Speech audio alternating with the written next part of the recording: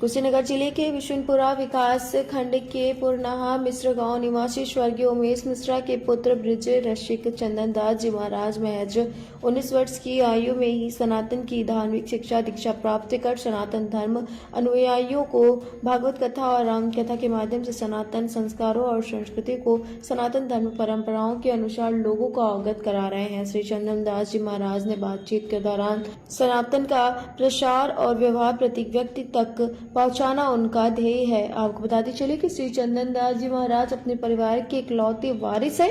वह अपने पिता की मृत्यु के बाद सांसारिक माया के जीवन को त्याग कर वैराग्य के तरफ वो बढ़ गए एवं बाल्यकाल से ही अयोध्या तथा वृंदावन के साधु संतों के सानिध्य में सनातन की शिक्षा दीक्षा लेने लगे और जीवन के यथार्थ को समझने में समय लगा दिए। श्री चंदन दास जी महाराज वर्तमान में श्री राधा भागवत गुरुकुलम वृंदावन में रहकर अपने गुरु श्री वेद जी महाराज के सानिध्य में देश के विभिन्न स्थानों पर अपने भागवत कथा और राम कथा के माध्यम से सनातन का अलग जगा रहे हैं। एक सवाल के जवाब में श्री चंदन दास जी महाराज ने बताया कि ईश्वर को गृहस्थ जीवन में रहकर भी पाया जा सकता है। भगवान भाव के भूखे होते हैं। आपका भाव पावन और पवित्र है तो ईश्वर की कृपा के लिए प्रिय है। श्री चंदन दास जी महाराज ने बताया कि वो अब तक देश के विभिन्न क्षेत्रों में भागवत कथा सहित प्रयागराज महाकुंभ में भी दिगंबर अखाड़ा के महामंडलेश्वर केशव दास जी महाराज के सानिध्य में राम कथा का रसपान करा चुके हैं।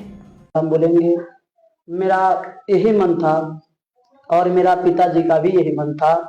मैं अपने पिताजी का इकलौता पुत्र हूँ। मेरा पिताजी का यही मन में आया, मेरा एक पुत्र है, अपने पुत्र को मैं तो ऐसे ब्राह्मण कुल से हूँ और वैश्य संप्रदाय से हूँ और मेरे पिताजी के मन में आया अपने पुत्र को हम बहुत बड़ा कथावाचक बनाऊं और पुरोहित कर्म में लेकर चलूं। और पिताजी अचानक से सन 2018 में 28 मार्च में पिताजी हमारे एक्सपायर हो गए और हमने देखा पिताजी हमारे अपने जीवन में बहुत सारा धन बनाए लेकिन धन का कोई उपयोग कर नहीं पाए। इसके कारण से मैंने ये सोचा क्या ये संसार में कुछ है नहीं, सब एक ना एक दिन सबको तो जाना है। जो आया है सो जाएगा, राजा रंग फकीर, कोई आज चले कोई कल चले, बचे जंजीर। तो जो आया है इस मृत लोक में उसको जाना ही जाना है। तो हमने सोचे बताइए संसार में ये सब माया में पड़े हुए हैं, माया में पड़ने से क्या मतलब है, क्या जरूरत है। हमारे मन में यह विलासा हुई थोड़ा हम भी जाएं अयोध्या घूमने के लिए, काशी घूमने के लिए। हमने अयोध्या गए पढ़ने के लिए और वहां हमने देखे अनेक अनेक प्रकार के महात्मा संत से दर्शन हुआ। दर्शन होने के बाद हमारे मन में अभिलाषा हुई थोड़ा हम भी संत बने। ये आपके गुरु कौन है, जो है उनसे कैसे प्रेरणा मिली कि जो है आप अध्यात्म की तरफ बढ़े और जो है इतनी शुरुआत करें अध्यात्म सनातन के लिए? तो हमारे गुरु जी का नाम है वेद व्यास गुरु जी, जो वृंदावन के रहने वाले हैं। और गए गुरु जी के पास, गए अपने गुरु जी से पास जाने के बाद सब हमने बताया, गुरु जी मैं दुख के कारण यहाँ आया हुआ हूँ, मेरे पास कोई धन नहीं है, मेरा सहयोग करने वाला कोई लोग नहीं है। तो गुरु जी कहे ऐसा कोई बात नहीं है, तुम हमारे साथ रहो और जो हमको लगेगा, जो हमारे पास समर्थ होगा, मैं तुमको सहयोग करूंगा। तो गुरु जी ने अपना पैसा लगा करके हमारा एडमिशन कराए और एडमिशन कराने के बाद खुद पढ़ने के लिए भेजे और जो उनके पास शिक्षा थी और हमको शिक्षा दिए। वर्तमान परिदृश्य जो है संतों की या फिर अध्यात्म की व्यवसायिक होती जा रही है, इसको कैसे देख रहे हैं आप? देखिए ये तो बहुत लोग हैं जो संत ऐसे कर रहे हैं, लेकिन ये कोई व्यवसाय नहीं। हमारे संत का मन होता है शांत। जो संत का परिभाषा होता है, साधु का परिभाषा होता है, जो अपने पूरे शरीर को साध ले उसी को साधु कहते हैं। ऐसा हमारा कोई नहीं है विमर्श जो मैं कथा कहूं, कथा कह करके बहुत सारा धन पाऊं, मुझे इससे कोई लेना देना नहीं। आपका वर्तमान में सनातन को, हिंदू धर्म को क्या सेवा जारी है? इस जो है प्रक्रिया और पद को जो है आपको जो है आगे बढ़ा रहे हैं? देखिए अभी तो हमारा तीर्थराज प्रयाग में कथा चला था, महामंडलेश्वर केशव दास जी महाराज जी के यहाँ दिगंबरा अखाड़ा सेक्टर नंबर 20 में। वहां हमको देखने के मिला और बहुत सारा संत महात्मा आए, ये देखने के मिला और सीखने के मिला। यहाँ बहुत सारा भी ढोंगी आए थे और बहुत संत वहां जो अपने कल्पवास करने के लिए, अपने शरीर को साधना करने के लिए आए थे। मेरा यही विचार है, जो अपना अपना सनातन धर्म है, सनातन धर्म का प्रचार करना और सनातन धर्म को आगे की तरफ बढ़ाना। अध्यात्म को जो है आप घर के अकेले रखते हैं, अध्यात्म में जो है वैराग्य को कहा गया है, तो गृहस्थ में जाना संभव मानेंगे या वैराग्य? नहीं, ऐसा वैराग्य देखिए, एक बार जब कहा जाता है वैराग्य ले लेने के बाद गृहस्थ में नहीं जाना चाहिए।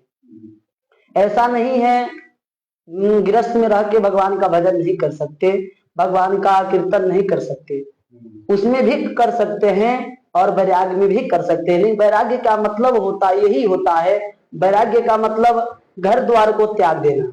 जब तक आप माया में पड़े रहेंगे, अपने परिवार में पड़े रहेंगे, तब तक आपका जो कीर्तन भजन भाव है आप वो नहीं कर सकते।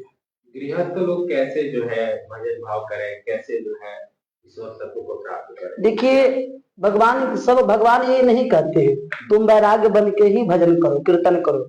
भगवान का मन ये होता है, अपने मन को, लोग भी कहते, मानिए प्रयागराज में लोग गए थे, लोग प्रयागराज में जाकर के अपने शरीर को धुल लिए, लेकिन मन को तो नहीं धुले। नदी स्नान तीर्थों पे या कहीं गंगा गोदावरी नर्मदा कहीं भी स्नान आप करेंगे, शरीर को धुल लेंगे, लेकिन जो आत्मा होता है आत्मा को नहीं धुल सकते हैं।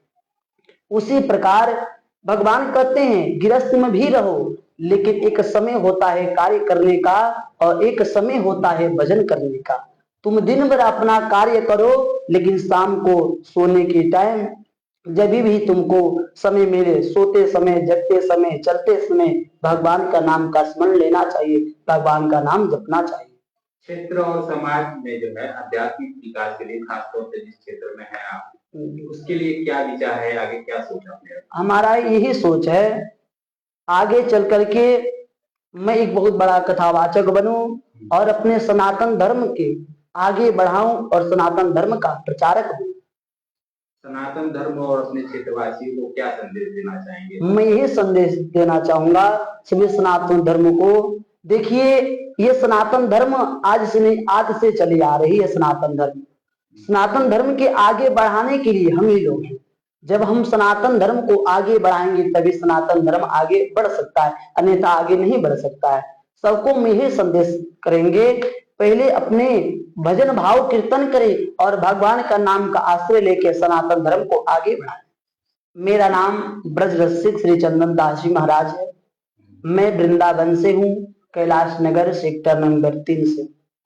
मैं श्रीमद भागवत कथा, श्री राम कथा कहता हूँ और सभी भक्तगणों से यही कह रहा हूँ, जो भी कथा हो, कथा में अवश्य बुलाएं। और कथा का कोई हमारा चार्ज नहीं, बस मात्र यही है, कथा का प्रचारक हूँ, कथा का प्रचार करता हूँ और सनातन धर्म का प्रचार करता हूँ।